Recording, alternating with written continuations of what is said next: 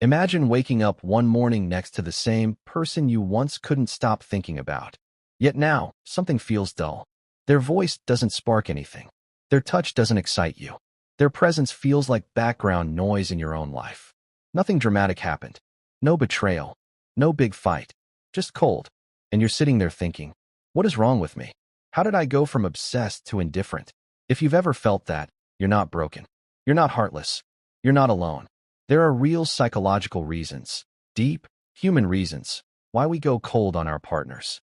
And today, we're going to break them down in simple English, without the fluffy self-help nonsense, and without blaming you or your partner.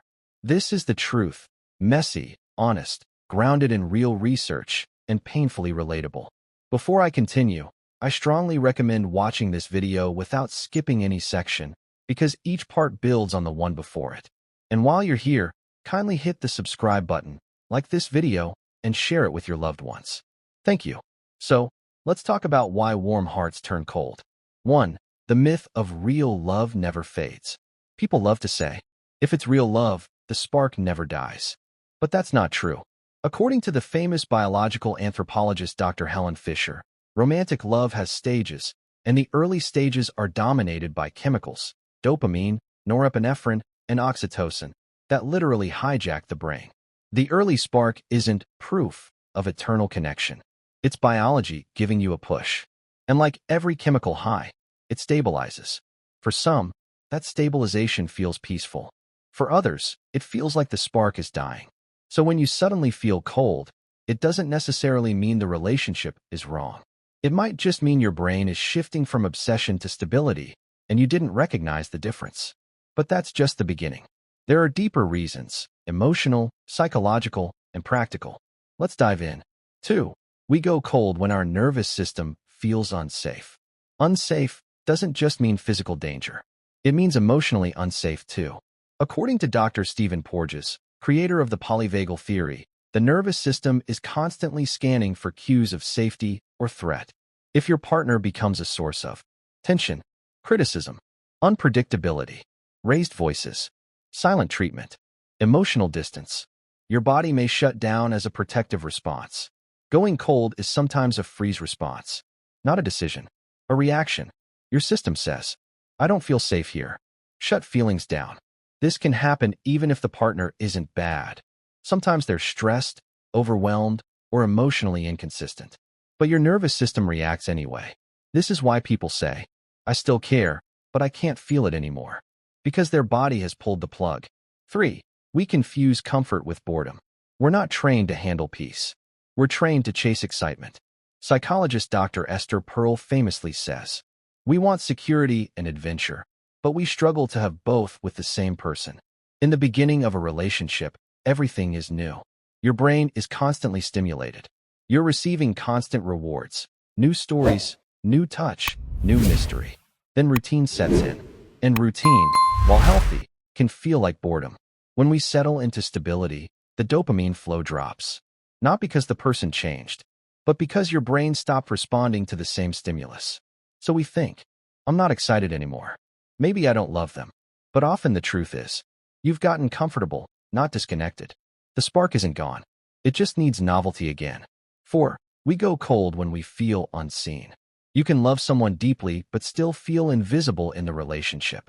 This is one of the biggest reasons people emotionally check out. When your partner stops listening, dismisses your thoughts, interrupts constantly, is glued to their phone, assumes instead of asks, forgets details, takes you for granted, it chips away at connection. Psychologist Dr. John Gottman, one of the most respected relationship researchers in the world, calls these failed bids for connection. A bid is any small attempt to connect. A story, a joke, a question, a smile, a random thought, a gentle touch. When your partner overlooks or brushes off these bids over time, your heart quietly closes. You don't rage. You don't explode. You don't break up. You just go cold. Because feeling unseen is one of the fastest ways to lose emotional warmth. 5. We confuse familiarity with loss of attraction. Hear me clearly. Familiarity reduces novelty, not value. But many people don't understand the difference. After months or years, we get used to our partner's face, the voice, habits, jokes, routines. The brain responds less intensely simply because it's familiar. This doesn't mean you don't find them attractive anymore. It means your brain no longer treats them as new. But we panic. We interpret it as, I don't find them attractive anymore. Then the panic creates distance. The distance creates coldness. The coldness creates more panic. It's a spiral of misunderstanding. Many relationships end not because attraction died, but because someone thought it did. 6. Emotional labor imbalance. Here's something most people don't say out loud. When one person carries the emotional weight of the relationship, they burn out. They get tired of being the only one who apologizes, the only one who plans dates, the only one who notices problems, the only one who brings up issues, the only one who tries to fix things. When you feel like you're parenting your partner instead of loving them, you naturally detach. Your heart goes cold as a way of saying, I can't keep giving like this. Not because you stopped caring, but because caring alone is exhausting. 7. We go cold when our partners stop trying. Effort matters.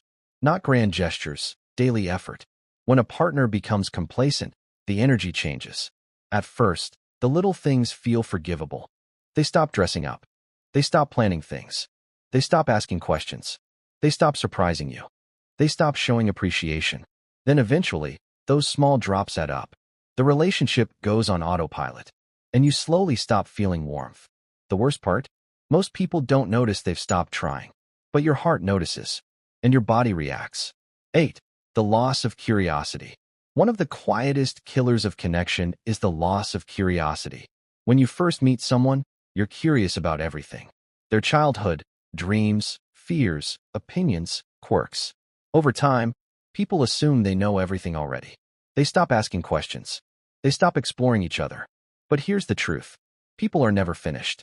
Everyone is always changing. Psychologist Dr. Dan Siegel talks about the idea of the river of integration. Humans are constantly evolving. When partners stop paying attention, they miss who the other person is becoming. Warmth fades because the relationship stops growing. Curiosity is oxygen. Without it, things suffocate. 9. Resentment build up.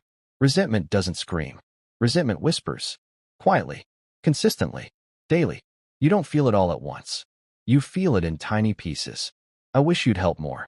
I wish you'd listen. I wish you understood. I wish you'd try. I wish you saw the effort I put in. Each unspoken disappointment is a drop. One day, the bucket overflows, and you go cold.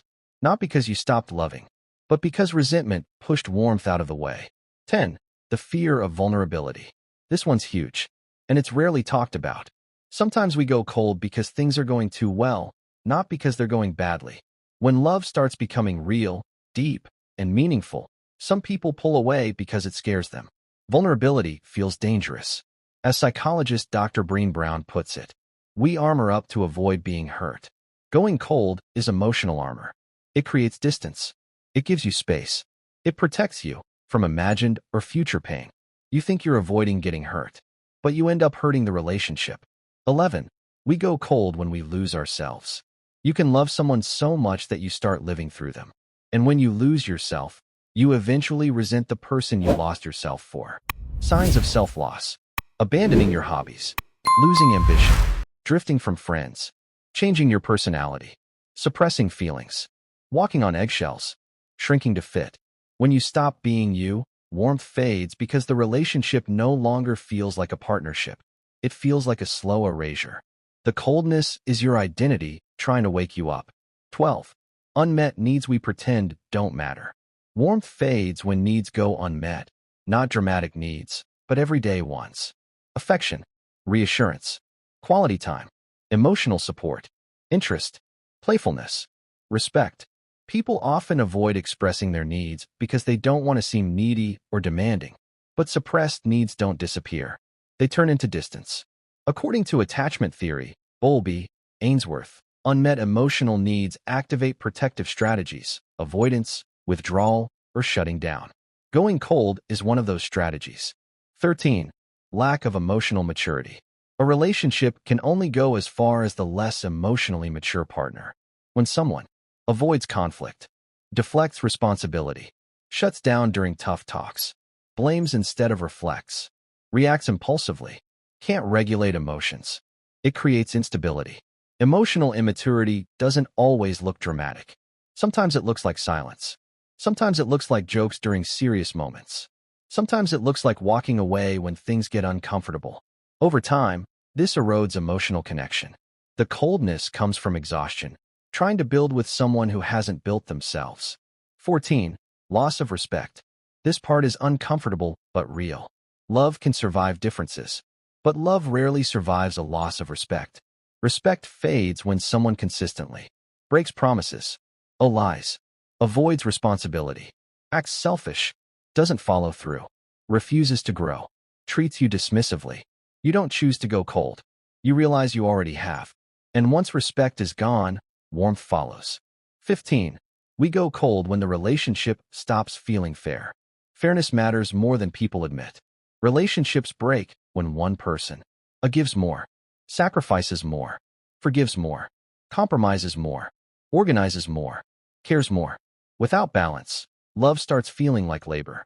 And labor without reward leads to burnout. And burnout leads to coldness. Psychologist Adam Grant describes this dynamic as giver burnout. Even generous people shut down when the giving is one-sided. 16. Trauma responses we don't recognize. Sometimes coldness has nothing to do with the partner. It comes from old wounds, past relationships, childhood, rejection, abandonment, humiliation, betrayal. These experiences leave emotional fingerprints. When things feel too close, too good, or too vulnerable, trauma whispers. Pull away. Don't trust. Don't feel too much. Coldness becomes self-protection, even when the partner is safe. 17. Idealization collapses. This one hits hard. In the beginning, we project fantasies onto people.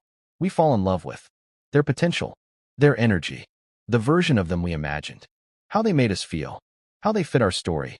Psychologist Carl Jung called this the projection of the anima/animus, falling in love with our own ideal rather than the real person. Eventually, reality replaces fantasy. Some people grow with that shift. Others go cold because the illusion shattered. It's not the person they're rejecting. It's the loss of the fantasy. 18. We stop seeing each other's humanity.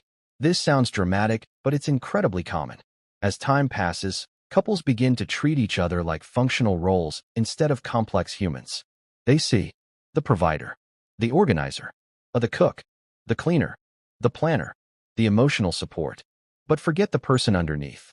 Warmth dies when people feel reduced to roles instead of appreciated as human beings. Seeing someone fully, messy, flawed, changing, is essential for connection. When that stops, coldness follows. 19. Overfamiliarity crushes politeness. Early in relationships, we use manners. We speak kindly. We filter our reactions. We care about tone. Over time, people get comfortable. So comfortable they stop being polite. They speak harshly, make snappy comments, use sarcasm, dismiss ideas, take shortcuts in communication. Politeness sounds trivial, but it's glue. According to Dr. Gottman, the way couples speak in everyday moments predicts long-term success. Warm tone equals warm connection. Cold tone equals cold relationship. Language shapes energy. Energy shapes closeness.